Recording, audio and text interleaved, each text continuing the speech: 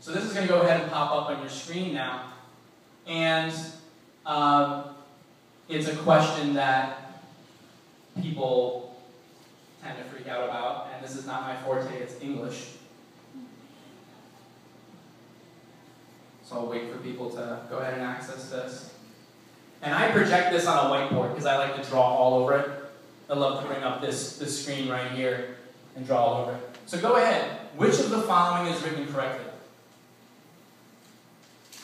Click on whichever one you believe it is.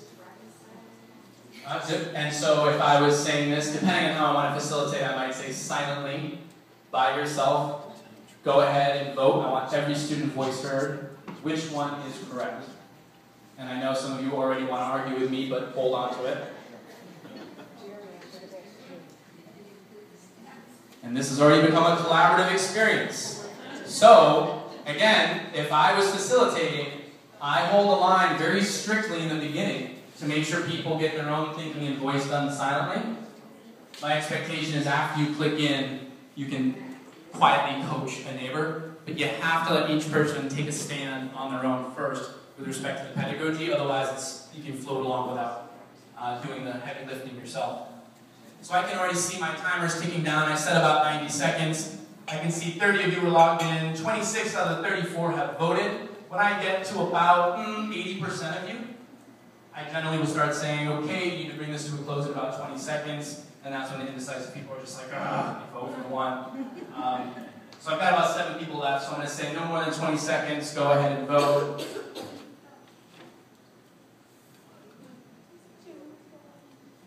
And for those who are finishing now, just to make this really visible, what I'm doing here is I'm not setting up, hey, this is right or wrong. Here I don't want to just check for understanding. There's a difference. I want to check for understanding, but I want to actually drive instruction to a higher cognitive level. So what I'm about to do is what the traditional systems are pretty good at, and they're good at right or wrong when you have a little handset. But again, you can drive a Ferrari really poorly. How do you change your pedagogy? How do you teach differently? And so what I'm going to do now is go ahead and show the results. You're going to vote on this, and I love it when this kind of data shows up. There's 3 responses I'm going to get. If it's evenly distributed, that's my fault. People don't know what they guessed. They have no idea what's going on. If it's really bimodal like this, then I probably did my job right. I put something that was just confusing enough that I'm trying to get at a misunderstanding, that now I can have a really deep conversation. Or not me, you guys. If it's really modal, like man, just everybody pick one of them, I don't have to waste my time, I can move on. So it's a nice efficient use of my time. So this is what I like to do. Let me step back into the teacher role. Okay, great. I see that it's primarily bimodal. We have most of our opinion here and here. What I'd like to do when I say go is take the next 60 seconds, convince someone at your table of your position. I want to hear academic language, and I want you to refer to the text. 60 seconds, go.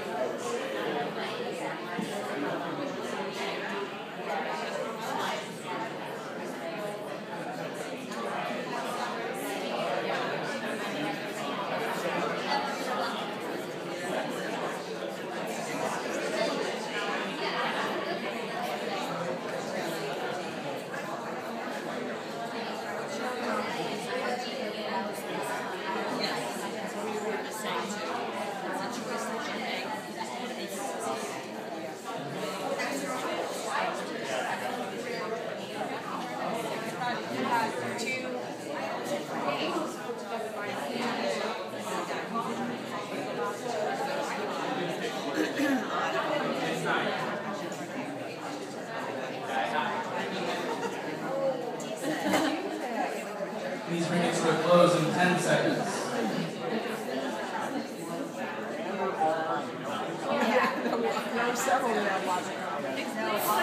Clap once if you can hear my voice. Clap 3 times if you can hear my voice. So I'm going to speed this up. up a bit for the sake of time. I would then facilitate the following way. This would be on a whiteboard, and we'd start marking this kind of stuff up. I would pause, and now that everyone had a chance to discuss, all 30-something voices in the class just had to defend, argue, and really grapple with something. Instead, it's usually the teacher just saying what it is and moving on, right? So again, this just changed my pedagogy. I'm intentionally designing conflict so it can be this great learning experience. And I didn't give the right answer right now. And I think, unless I messed up, when you clicked in, it didn't say right or wrong, did it? So I chose that option. I didn't want that to happen. So what I would then do right now is I'm curious what the results of your debating was. So what I can do is I can go back and I can clone this right here. I just want to make a copy of this poll. And this is just all in real time. I want to make a copy, and it's going to pop up right here. I want to make it visible. Okay, I can make this one invisible so I don't confuse people. And then I'm going to ask you again, please take 30 silent seconds. Vote again, please.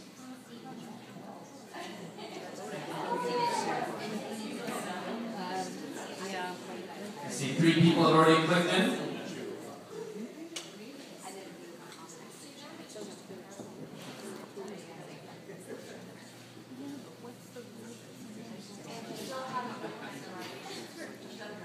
That's right.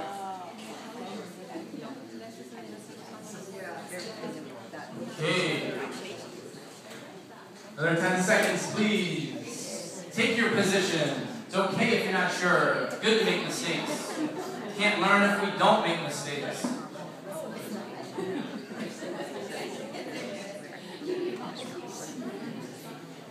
we have consensus at this table? Everyone agrees? No, I hope not. Good. Good. Don't like it. Too much consensus.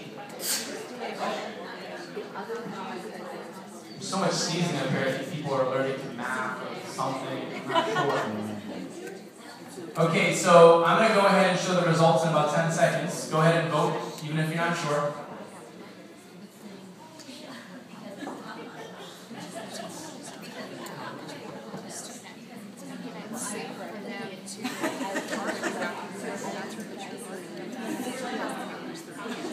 Five more seconds. Get those votes in.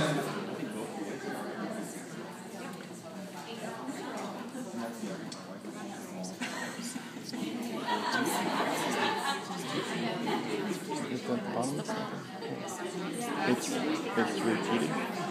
So he did the first one. So, yep. Go ahead and answer one more time. Stubborn. Take that vote. Okay, I'm going to go ahead and show the results. So I would do this all from my iPad again. Let me click it in. Ooh, interesting.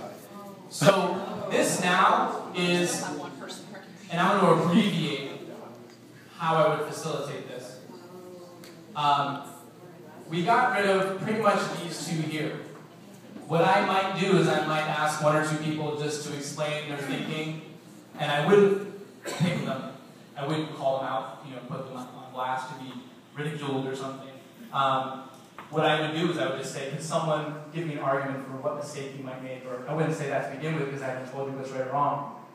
Could somebody explain what you might reason to make this choice? And so the person who clicked it in might go, well, I didn't click it, but I might think. And that's totally safe. But I would probably get rid of these quickly.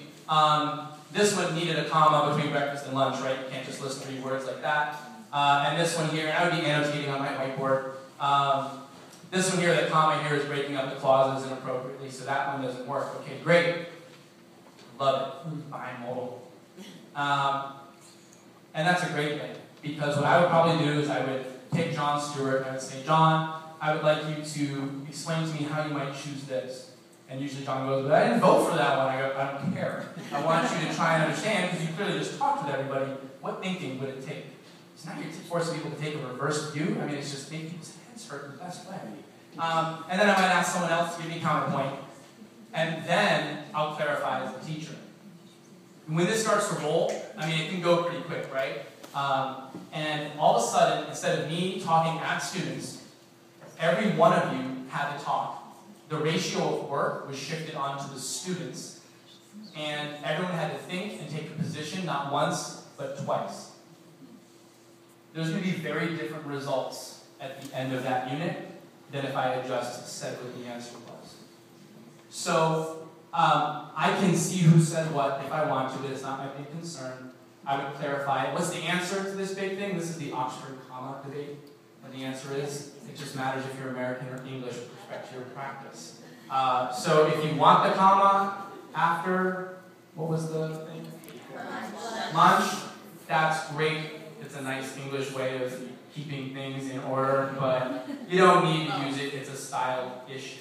And usually that's when the kids groan and they're like, oh, come on. But it makes a point. I would go more in depth if this were just about pedagogy. I would talk about what questions are worthy poll questions, which ones are not. If I just had said, identify the subject of the sentence, it's going to be pretty bold. Not much of a debate is going to come from that. You want to anticipate, again, this changes my practice. What kind of questions, what misunderstandings do I need to address? And teachers have to do this. I mean, you can only do it really poorly so long if you're like, this isn't, oh yeah, this is a crappy question. And all of a sudden, the teachers are going deeper, and then the students are too. So, night before planning, launch ticket error analysis, maybe a poll question to dig into the content for the day, and then what I generally do is I'll give one more ticket. I'm not going to give it for the sake of time. It's not a poll, it's like an original one, like you did in your launch or a math one. I want to know right now. I don't want to wait till the end of class and it'll be, did you get what we just talked about? Oxford comma or multi-step equations. And let's say I've got 7 or 8 people who get it wrong. Half will self-correct.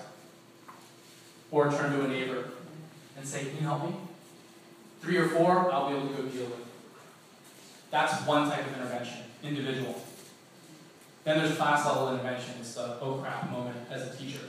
You did a very bad job. You own it, you fix it. You might make a quick hit, you gotta reteach it. So again, the individual, and then you have the whole class. But then my favorite is the genius bar approach. It's the grouping. You're always gonna have that group of kids who show up on your iPad who you know, maybe of my 3 questions I just give you right now to check your understanding. They only got 1 right, they're struggling. But 2/3 of the class want to go. So I've already thought about this. I've planned the next couple of tasks, so those who are ready can get moving. And those who aren't, I'll pull them. I'll just click on the group of kids. I might grab Che, Jennifer Aniston, Jimmy. I might take a group of people, and I'll bring them up to a table, a focus table, in front of my class. And we're going to sit down, and we're just going to go over this again. Just me and them. While the rest of the people are moving on. This is wonderful differentiation. Some people go, oh, aren't they embarrassed? Oh, come on, everyone knows who has it and who doesn't. Let's be honest, right? Students all know that. So once you make it safe to be wrong, the kids are just so relieved to get the help. And when you build that culture where you take your stand, you click in, you're like, oh man, you see it. It's audible. You tell people like, hey, calm down. You know, they get upset. Then a neighbor will go, hey, what can I do for you? And they'll help each other. And it's just amazing. You have 30 teachers in the classroom. So you have these different levels of intervention, individual, group, the genius bar kind of thing, or the whole class, that I would do right after I finish my primary content. And then at the end, I might conclude things and give an exit ticket, an actual ticket to exit the class and see exactly what you learned. One more try, based on what we just did at the end of the presentation. Like a second chance to see if you really got it before you go home. So now, 3 or 4 times in the class, not more than probably 15 minutes total on the technology. It's not always on. Tech for tech's sake is not a good idea. But maybe 15 minutes of using this technology spaced throughout my class, I know exactly where everyone is. I've pushed the work ratio onto the students. I've heard every voice and I've intervened in real time and pushed rigor to a whole new level.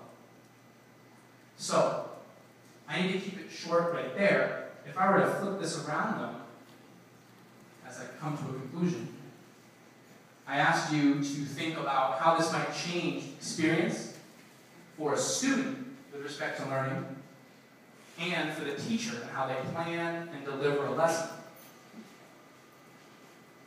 So I'd like to really quickly, just by a show of hands and you can shout things out, what are some of the things that it might change for student, teacher, and then we'll get some quick questions or concerns up here.